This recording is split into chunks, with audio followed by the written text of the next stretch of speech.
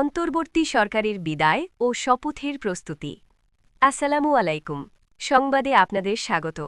বাংলাদেশে ক্ষমতার পালাবদল এখন চূড়ান্ত পর্যায়ে।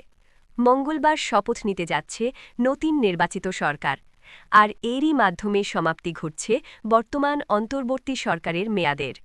এই বিদায়বেলায় উপদেষ্টাদের যাতায়াত এবং শেষ বৈঠকে নিয়ে গুরুত্বপূর্ণ কিছু তথ্য জানিয়েছেন প্রধান উপদেষ্টার প্রেস সচিব। বিস্তারিত থাকছে প্রতিবেদনে। আজ রোববার ছিল অন্তর্বর্তী সরকারের জন্য এক আবেগপূর্ণ ও গুরুত্বপূর্ণ দিন। রাজধানীর তেজগাঁওয়ে প্রধান উপদেষ্টার কার্যালয়ে অনুষ্ঠিত হয়েছে এই সরকারের উপদেষ্টা পরিষদের শেষ বৈঠক। প্রধান উপদেষ্টা অধ্যাপক মুহাম্মদ ইউনুসের সভাপতিত্বে অনুষ্ঠিত এই বৈঠকে বিদায়ী সরকারের নানা কার্যক্রম নিয়ে আলোচনা হয়। বৈঠক শেষে রাজধানীর ফরেন সার্ভিস একাডেমিতে আয়োজিত এক সংবাদ সম্মেলনে সাংবাদিকদের মুখোমুখি হন প্রধান উপদেষ্টার প্রেস সচিব শফিকুল আলম।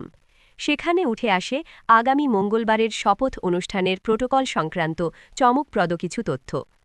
প্রেস সচিব জানান, আগামী মঙ্গলবার নতুন সরকারের শপথ অনুষ্ঠানে যাওয়ার সময় বর্তমান অন্তর্বর্তী সরকারের উপদেষ্টারা জাতীয় পতাকাবাহী গাড়িতে চড়েই বঙ্গভবনে যাবেন।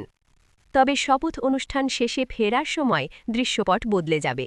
শপথের মাধ্যমে নতুন দায়িত্বশীলরা পদভার গ্রহণ করায় বিদায়ী উপদেষ্টারা যখন একই গাড়িতে ফিরবেন, তখন সেই গাড়িতে আর জাতীয় পতাকা থাকবে না।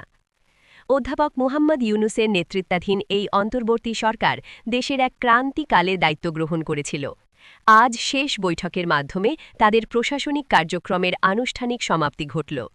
মঙ্গলবার শপথের মধ্য দিয়ে গণতান্ত্রিক প্রক্রিয়ায় নতুন সরকারের কাছে ক্ষমতা হস্তান্তরের এই প্রক্রিয়াটি শেষ হবে। বিদায়বেলায় রাষ্ট্রীয় প্রোটোকলের এই সূক্ষ্ম পরিবর্তন মূলত ক্ষমতার হাতবদলেরই এক প্রতীকী প্রকাশ। মঙ্গলবার নতুন সূর্যোদয়ের অপেক্ষায় এখন পুরো দেশ। এতক্ষণ আমাদের সাথে থাকার জন্য ধন্যবাদ।